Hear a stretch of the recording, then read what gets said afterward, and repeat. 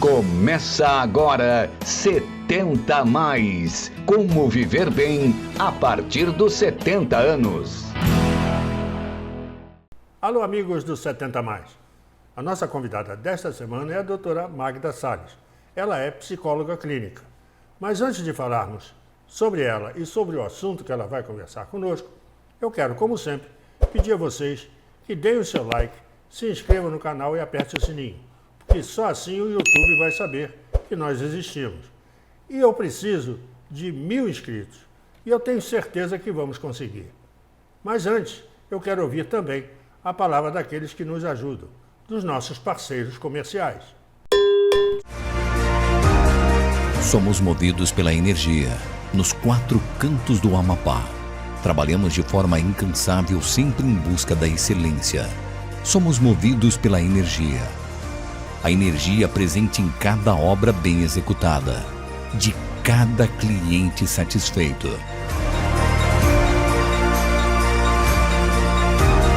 Somos a Eletroservice.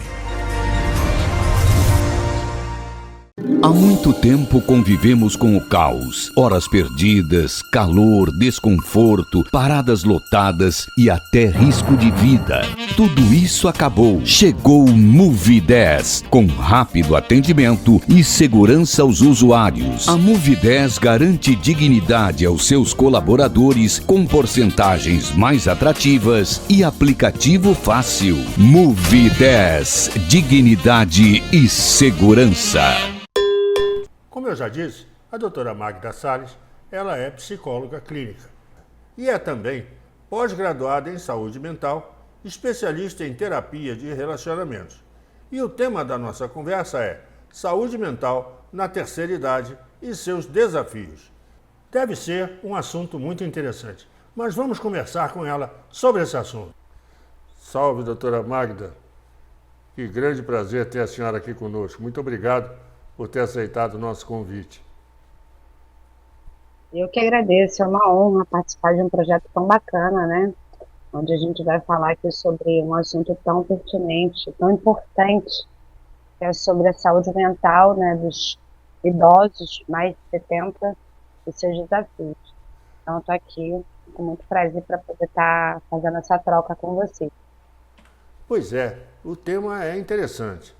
Saúde mental na terceira idade e seus desafios. Basicamente, que desafios são esses, doutora? Então, Luiz, são vários, né? O idoso, por ter, por exemplo, o idoso mais de 70, hoje, ele não tem muita facilidade, muito conhecimento de como se dá a terapia, de qual é a importância da terapia, exatamente por uma questão de idade mesmo, né? De épocas, porque alguns anos atrás esse assunto não era muito difundido, né? A psicologia, a terapia não era muito falada. Então, antigamente, eu não sei se você ouvia falar sobre isso, uma pessoa que estava triste, deprimida, vai fazer alguma coisa, vai cuidar, vai lavar uma roupa, vai fazer alguma coisa dentro de casa para poder melhorar, isso é besteira, né? Ou então aquela criança muito levada, que não passava de ano na escola, esse menino é preguiçoso, não, esse rapaz é preguiçoso, essa menina é preguiçosa.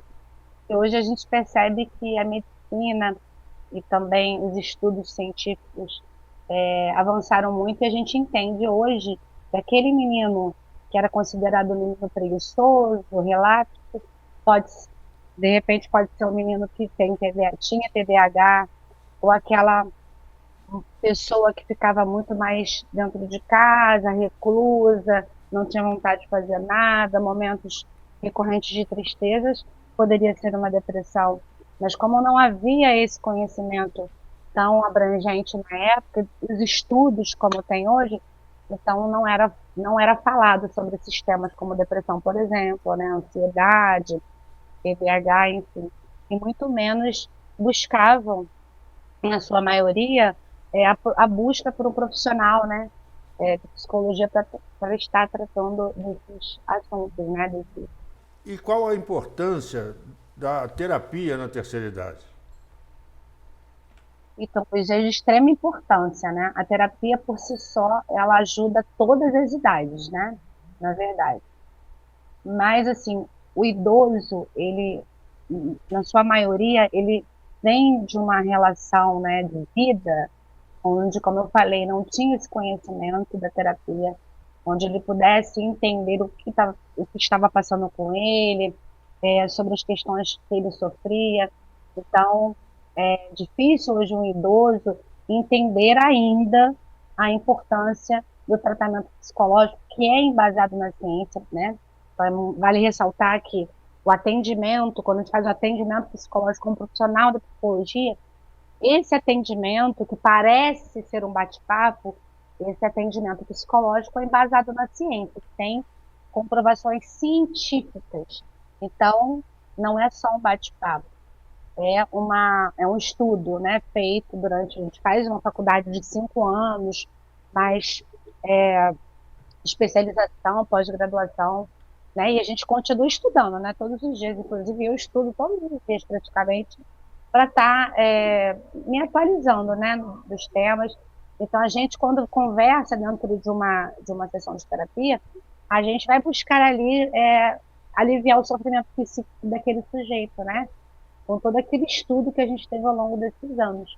Então, assim, o que dificulta muito é essa falta de informação do idoso, o que dificulta também a busca, né, da terapia, exatamente esse idoso que se encontra muitas vezes ou sozinho, ou assim, viúvo ou viúva, ou às vezes os filhos não dão o devido valor, né, a devida atenção para buscar ajuda para esse idoso, então ele acaba se encontrando sozinho, né, muitas das vezes sozinho. Os filhos acabam indo viver as suas próprias vidas e ele acaba se sentindo muito sozinho. E a gente costuma dizer que muitos dos idosos, muitos dos casais, inclusive, passam por um nome chamado síndrome do ninho vazio, que é onde os filhos vão viver as suas vidas e ele fica sozinho, às vezes com o companheiro ou com a sua companheira, e acabam muitas vezes se separando por isso, ou quando são viúvos, ficando mais recluso, mais triste, mais deprimido. Então, a importância para esse idoso é muito, muito grande, né? A busca da terapia, exatamente para saber lidar com essa solidão, né? Que de fato acontece com a maioria deles, porque de fato a gente, quando vai chegando a uma certa idade, a gente vai perdendo parceiros, os filhos vão indo embora e a gente vai realmente, naturalmente, tendo uma vida um pouco mais solitária. E aí é que acaba instalando muitas vezes a depressão, por isso é tão importante a busca pela terapia nessa idade. Bom, eu queria lhe perguntar também qual é a diferença entre o tratamento psicológico e o tratamento psiquiátrico. Boa pergunta. Muita gente até acha que sabe, outras não sabem mesmo, mas é muito importante É o meu porque caso, eu não sei. normalmente quando você está passando por algum problema, né, como depressão, ansiedade, insônia ou qualquer outro tipo de questão, a, a tendência do sujeito, né, do ser humano, é buscar um médico. Nós não somos médicos, nós somos psicólogos. Nós não temos medicina, né? Então, a gente não receita remédio. Porém, a gente estuda sobre isso. A gente tem uma matéria na faculdade chamada psicofarmacologia. Então, a gente tem sim um conhecimento sobre medicações psicoativas, porque a medicação psicoativa age em cima da psique humana. Por isso o nome psiquiatra ou psicologia, né? Porque psique significa mente em latim. Então, normalmente as pessoas buscam um profissional médico para tomar o remédio, né, para aliviar aquele sintoma. A questão é, Luiz, que se você não cuida da causa, também não vai adiantar muito. Então, é importante, inclusive na época da pandemia, eu fiz uma live com um psiquiatra, né, um parceiro, inclusive, de trabalho, que a gente fala sobre isso, a importância dos dois saberes, né? A gente, inclusive, o tema da live era psicologia e psiquiatria de cuidados, porque a psiquiatria, o atendimento psiquiátrico, o atendimento psicológico, muitas vezes não não se faz sozinho, né? Então, é importante que esses dois saberes se encontrem. Então, por exemplo, você, Luiz, vai ao médico porque vai ao psiquiatra. É importante dizer, quando você tem uma questão psicológica, você não tem que buscar outro profissional a não ser o psiquiatra. É o psiquiatra que vai cuidar das questões psicológicas. É muito importante. Normalmente eles procuram neurologistas, clínicos. Não é que eles não possam, esses médicos, né, esses profissionais, passarem remédio, até porque eles têm aí autorização de receitar qualquer tipo de medicamento. Mas o psiquiatra, ele estudou para trabalhar, né, para entender, receitar e cuidar das questões psicológicas do psiquiatra. Então, por exemplo, você vai ao psiquiatra porque não dorme, né? Tem insônia. Você vai buscar uma solução imediata, porque nós somos seres imediatistas, e a gente vai ao psiquiatra. E aí o psiquiatra passa um remédio para você dormir, né? Um calmante para você dormir. E aí resolveu o seu problema, né? Momentaneamente você tomou o remédio e você vai dormir. Agora, por que você não dorme? Você continua sem saber. E aí entra o saber da psicologia para entender o porquê que o Luiz não dorme. Porque o remédio vai estar ali, mascarando o sintoma. Ele vai dar o alívio, ele vai fazer aquele sujeito dormir, até porque esse sujeito precisa dormir, né? Se a gente não dorme, a gente não tem saúde mental e nem física. Só que, por que ele não dorme? A gente continua sem saber. E aí, a terapia, a psicologia, né, o tratamento psicológico entra para poder entender a causa do porquê o Luiz não dorme, né? Então, é muito importante, inclusive, é indicado que você não procure logo diretamente um médico, porque dentro do contexto terapêutico, a gente consegue, às vezes, tratar questões psicológicas daquele sujeito que está em sofrimento, sem ao menos precisar de medicação. E, às vezes, ele entende, né, como ele está funcionando, o que está fazendo ele ficar mais estressado, ou não dormir, ou porque está angustiando ele. E aí, dentro desse trabalho terapêutico, ele consegue elaborar, né, aquelas dores, né, ressignificar alguns sentimentos, algumas emoções, a ponto de melhorar e não precisar de medicação. Então, assim, é muito importante a gente ter essa atenção e procurar um profissional da psicologia para até ter essa orientação mais profunda, né? Porque se tiver que tomar remédio, vai ter que tomar mesmo, e a gente indica, a gente encaminha, né, para um profissional psiquiatra. Mas, assim, acho que é muito importante a gente ter essa noção de que o psicólogo vai tratar da causa do sintoma. E muitas vezes sem necessidade de medicação. Pois é, e muitas vezes essa insônia ou esse mal-estar e tal se confunde com depressão, né? A depressão seria um gatilho, digamos, para que isso tudo aconteça, concorda? Então, existe uma diferença muito grande entre tristeza e depressão. Pois é, né? exatamente. Então, assim, estar triste é como, assim como estar alegre, assim como ter medo, são sentimentos inerentes do ser humano. Então, eu escuto muito dizer, não sei se você já escutou dizer, hoje eu tô meio depressivo. Não, ele está triste, ele não está depressivo. Ninguém está meio depressivo, né? Ou a pessoa tem depressão, ou a pessoa não tem depressão.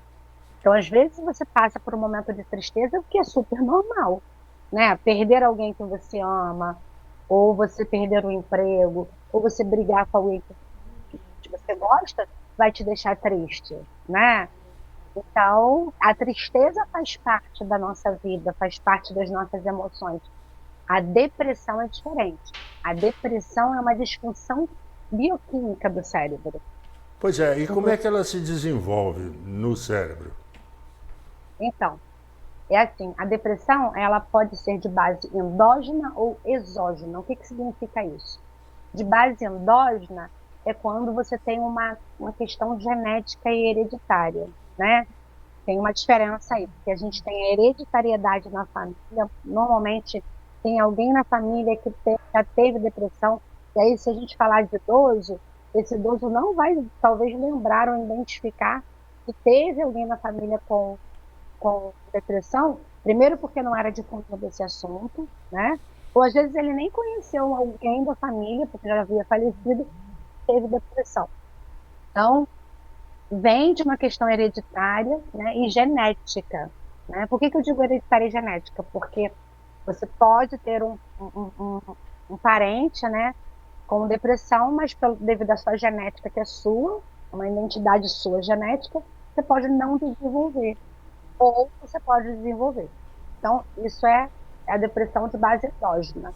E tem a depressão de base exógena, ou seja, às vezes o sujeito pode desenvolver depressão devido a um estresse pós-traumático, devido a uma perda muito significativa para aquele sujeito, ele pode desenvolver a depressão. Então, a depressão, ela é uma doença, ela é um transtorno, na verdade, não doença, é um transtorno, e ele é, como eu falei, ele é uma disfunção química. Então, tudo que tem a ver com disfunção bioquímica do cérebro precisa de medicação.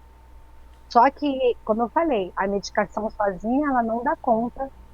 A pessoa precisa fazer terapia para entender também o porquê que chegou àquele nível de depressão a ponto de causar sofrimento, a ponto de, às vezes, o sujeito dar suicídio, ou idealizar suicídio, ou talvez ficar mais recluso, não querer, não ter mais motivação para viver, enfim. Então é importante que a gente possa procurar ajuda quanto antes, porque quanto mais rápido a gente tratar da depressão, mais rápido a gente vai ter uma melhora. Depressão não tem cura, mas ela tem melhora, ela tem Tem controle, né? estabilização, tem controle, entende? Então, isso é muito importante. E depressão não é frescura, como muitas pessoas dizem. Depressão não é falta de Deus. Como se trata de uma questão bioquímica, então não tem como ser falta de fé, não tem como ser frescura. Depressão é uma coisa séria, né? E que vem ceifando a vida de muita gente, né? Inclusive, eu vi anteontem, eu li sobre 2 profissionais sociais que se suicidaram, porque, né, a gente sabe que hoje em dia as forças militares não têm dado suporte, né, psicológico para esses profissionais que passam por tantos estresses pós-traumáticos que, inclusive, causam depressão. Então, assim, a depressão não é frescura. É muito importante a gente procurar ajuda o quanto antes. E com um profissional adequado, que é o psicólogo psiquiatra. Pois é, então eu estava pensando aqui numa outra coisa. Existe alguma forma de prevenir esses transtornos, tanto a depressão quanto o Alzheimer? Sim. Então, Alzheimer também é uma doença que também pode ser de, de forma de fundo genético, né, e hereditário. E o que a gente pode fazer para prevenir? Primeiro, ter hábitos saudáveis, né? Como, por exemplo, praticar atividades físicas, né? Ter uma boa alimentação, se cuidar, fazer terapia. Eu tenho paciente com Alzheimer, né, que eu trato. Então, assim, fazer com que aquele sujeito esteja funcional, sobretudo o idoso. O idoso, ele precisa trabalhar o cérebro, né? Ele precisa ter motivação, né? Exatamente. Então, aquele idoso que fica só dentro de casa, que não faz nenhum tipo de atividade física, que não tem uma boa alimentação, ele corre um grande risco de desenvolver algum transtorno, doença, enfim. Então, é muito importante para que a gente tenha longevidade, a gente pensar a longo prazo.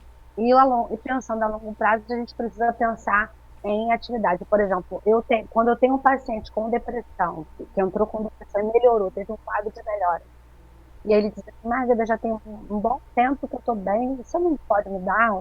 Aí eu costumo dizer, você está fazendo atividade física? Mas o que isso tem a ver? Muita coisa, né? Porque a atividade física libera hormônios que ajudam a gente a ter saúde mental, né? Então a gente chama os hormônios, o quarteto da felicidade, que é serotonina, dopamina, ocitocina e endorfina. Esses hormônios, eles também são liberados pelos próprios remédios que o médico passa quando você está com depressão. Porque, por exemplo, a serotonina é nosso antidepressivo natural, a dopamina. Então, se você tem baixa desses hormônios no cérebro, você vai deprimir mais, você vai ficar mais desmotivado. Então, quando você faz atividade física, você vai liberar esses hormônios que vão ajudar a sua saúde mental e física. E aí, se a pessoa estiver tomando medicação, é muito mais fácil desmamar um paciente que está tomando medicação, tendo tendo algo para substituir, como atividade física, por exemplo, porque ela vai liberar esses mesmos hormônios, só que de forma gradativa, né, e a longo prazo, do que simplesmente dar alta para um paciente que está tomando medicação sem fazer nenhum tipo de atividade. Com atividade física, eu costumo dizer, é um dos melhores remédios para a depressão.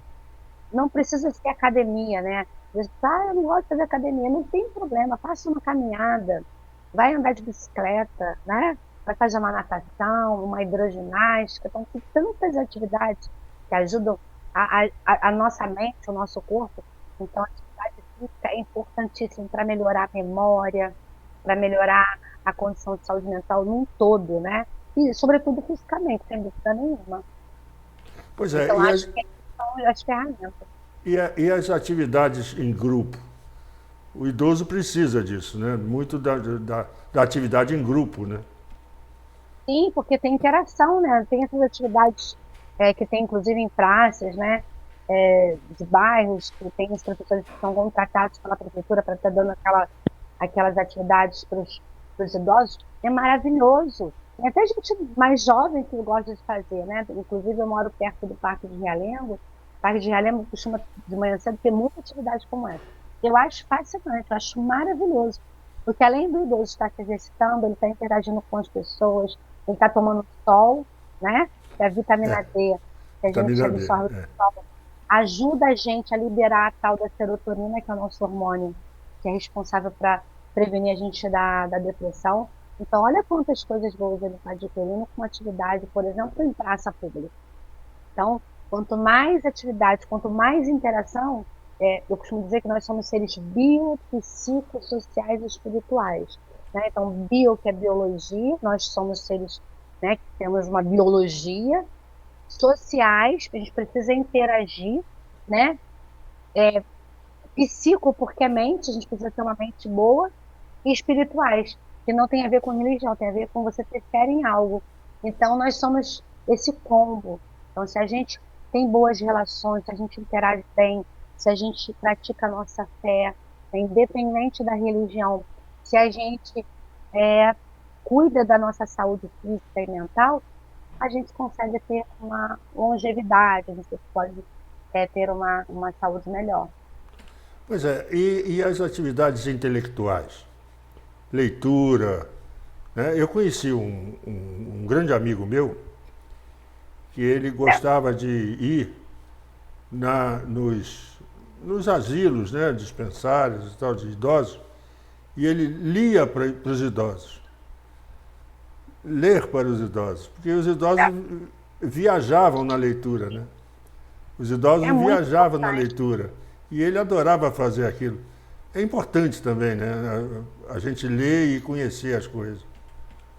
Sim, é porque a leitura, tanto quanto a leitura, os jogos de tabuleiro, as tais cruzadinhas, né, que tem aqueles caderninhos que vêm em jornaleiro, são atividades que vão ajudar na parte cognitiva daquele idoso. Então, ele vai estar trabalhando, né, as partes do cérebro responsáveis pela memória, pela concentração, né?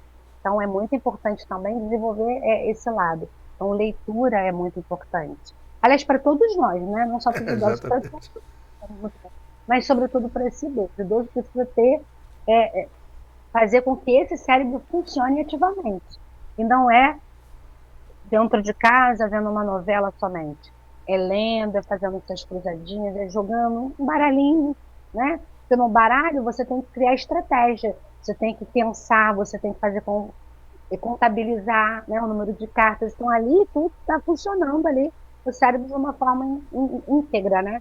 Então, não só o baralho, né? O baralho, o dominó. O jogo de xadrez, o dominó. O xadrez, até o gamão, né? O gamão, que é um jogo chato, danado, mas... Todo jogo de tabuleiro, para todos nós, é muito importante. Muito melhor do que telas, inclusive. Porque é estratégia, né? O tabuleiro está ali, você tem que usar a sua estratégia, usar a sua mente para conseguir sair das armadilhas que estão ali no tabuleiro. Né? Exatamente. Antigamente existia uma... estratégias, tem que pensar a forma como tem que jogar a peça, então isso acaba trabalhando melhor. Antigamente existia uma brincadeira que a gente usava muito quando era jovem, que era a batalha naval. Nunca mais vi batalha naval. E aquilo é de um exercício brilhante, porque você cria estratégias mesmo no seu ambiente. É diferente de você ler um WhatsApp ou qualquer coisa assim.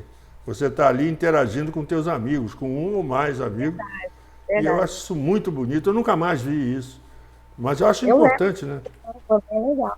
Olha, uma coisa, Luiz, que eu estava aqui pensando também, que eu acho muito importante também ressaltar, a gente está falando sobre idosos, né? O assunto é sobre eles.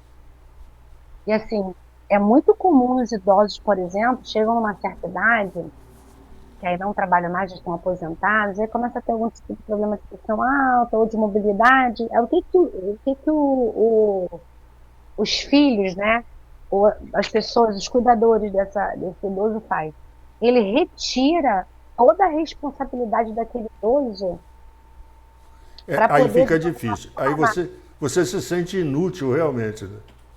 Porque, de alguma forma, às vezes não é nem por mal, às vezes é para tentar preservar aquele idoso, né? Para não fazer com que aquele idoso se esforce, se machuque, se canse.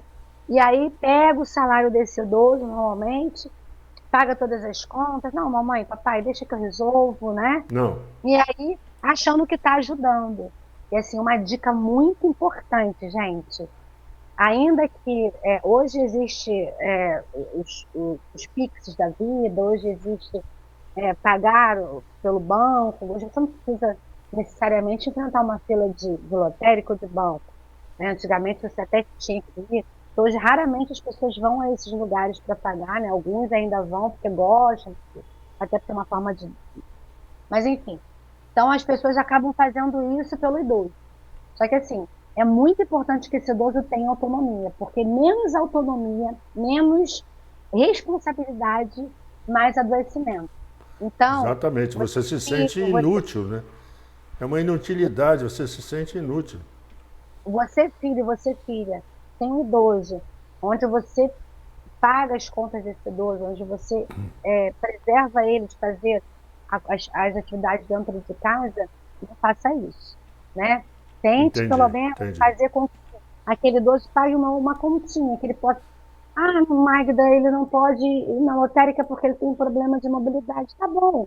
Tem alguém que ele possa pagar próximo? Por exemplo, um rapaz que vai, sei lá, cobrar o lençol que comprou, sei lá, na porta. Ou, sei lá, mamãe, vamos lá, o papai, vamos lá comigo na lotérica, mesmo que tenha um aplicativo, faz ele pagar. Isso é terapia ocupacional. Faz ele pagar com o dinheiro dele, né? Deixa uma quantidade de dinheiro para ele poder presentear o neto, né? Ele precisa ter essa autonomia para ele não se sentir exatamente inútil, né? Faça esse idoso e para conseguir com você te ajudar a fazer uma comidinha, porque ele já fazia antes, ele tinha esse costume. Então, retirar todas as atividades desse idoso para preservar, você não está ajudando, você está adoecendo mais. Esse idoso precisa pensar, esse idoso precisa ter atividade manual. E o dia a dia de casa, que ele já tinha esse costume de fazer, ele simplesmente é aceitado exatamente pela idade ou por uma questão de saúde. Se ele tem condições de ajudar dentro de casa, seja no serviço mais leve que for, faça ele ajudar. Isso vai trazer para ele autonomia, vai ajudar ele a se sentir com uma autoestima melhor, vai ajudar ele a se sentir útil. A pior coisa é a pessoa envelhecer e simplesmente achar que não faz mais nada porque ninguém mais pede nada para ele, ele não faz mais nada, né? Então é muito importante ter atenção em relação a isso. Pois é, meu pai, isso me lembra duas coisas. Meu pai gostava muito de sair de casa e ir ao banco, tomar café com o gerente, porque o gerente dele de muitos anos, e o gerente recebia ele na sala da gerência com café e tal. Ele ia lá para nada, mas ele ia para conversar com o gerente. E meu pai odiava a fila de preferencial. Ele dizia, eu não preciso disso. E ele entrava e eu digo, pai, isso é um direito adquirido, você tem que ter isso. Não, eu não. Eu entro na fila com qualquer um outro e vou ser atendido da melhor forma possível. Aí eu vou para a sala do gerente. E ia para a sala do gerente e o gerente, obviamente, atendia ele de muitos anos. E ele tomava café com o gerente e vinha embora para casa. Achava aquilo ótimo, porque 1 ou 2 vezes por mês ele ia lá. Né? E com certeza se sentia empoderado, útil, né? Se sentia E bem útil, recebido né? pela gerência, pela diretoria do banco e tal, né? Então, aí você tira isso desse idoso. Não, papai, você não vai mais, porque você não tem. Você está muito idoso para andar sozinho no meio da rua. Pronto. Acabou. Eu conheço um outro senhor, mais velho do que eu tenho 74, e ele tem 86, parece. E ele tem um patrimônio muito grande, tem diversos filhos e tal, e os filhos interditaram ele. Interditaram, mas ele tem uma pensão todo mês, com alguns R$ 1.000 lá, para ele poder fazer as peripécias dele. Ele gasta aquilo ali todo mês. Perfeito. Se ele quiser gastar, gasta. Se ele quiser botar na poupança, ele faz. Mas ele vai para a rua, ele pega o Uber dele, ele vai para nossas reuniões, que nós temos uma confraria aqui, nos reunimos, e ele pega o Uber dele, não deixa ninguém levar ele em casa. Não, o Uber me leva e tal, e volta. E usa o dinheiro dele normalmente, dentro daqueles padrões que os filhos estabeleceram, né? É sobre isso, porque a gente entende que o idoso, às vezes, ele não tem mais aquela capacidade cognitiva, né, de repente, resolver questões, solucionar algumas questões, dependendo da idade, dependendo da condição, porque tem muitas pessoas idosas muito sagazes, né, que conseguem resolver, mas tem outros não, que não. Então, eu estou me referindo a essas que não conseguem. Então, a gente entende que alguns idosos realmente não vão conseguir, de repente, elaborar, né, resolver, solucionar questões complexas. E aí a gente não está falando sobre isso. Essas situações complexas, os filhos podem resolver, né, alguém da família que está cuidando pode resolver, mas que eles possam pelo menos ter um mínimo de autonomia. Como esse senhor que você deu exemplo, né? Foi interditado exatamente talvez porque é um idoso, pode de repente fazer algum tipo de movimentação bancária. Pois e dilapidar o patrimônio, né? Dilapidar o patrimônio de uma hora para outra. Exatamente. Mas aí, olha, deixa um certo valor com ele para que ele possa ter essa autonomia de encontrar com os amigos, de pegar um Uber. Então, assim, é sobre isso, né? Isso vai trazer muito mais autonomia para ele, vai fazer ele sentir, já deve fazer ele sentir muito bem com isso. Ter essa autonomia, que é muito importante, gente, a gente pensar sobre isso. Doutora, eu lhe agradeço profundamente esse esclarecimento que a senhora nos fez. Já estamos aqui há mais de 30 minutos. O tempo passou e a gente nem notou. Verdade. Porque o papo está muito bom e tem muita coisa ainda para responder, mas o nosso tempo, como diria um cronista social que eu conheci há muitos anos, ele dizia que o tempo ruge, o tempo não urge, o tempo ruge. Verdade. Olha, mas foi um prazer enorme, eu fico muito honrada em participar do seu programa. Pois eu queria... interessante, né? Eu queria deixar a câmera aberta para que a senhora pudesse dar as suas dicas especiais que a senhora puder dar, sabe, para a nossa... finalizando o nosso programa. O que a senhora teria a dizer como um bom recado para nós da terceira idade e dos 70 a mais, né? Então, acho que a dica que eu posso dar é: não desistam de viver só porque vocês já têm uma certa idade. A gente não tem controle da vida. Viva um dia de cada vez, né? Cuide da sua saúde mental e física. Faça o que te fizer bem. Encontre pessoas, né? Olha, uma coisa muito importante, um tema assim que a gente poderia até para algum outro momento, uma outra oportunidade, que inclusive é um tabu, né? Dentre essa faixa etária de idade, é se relacionar e sexo, gente, né? O sexo também é muito importante.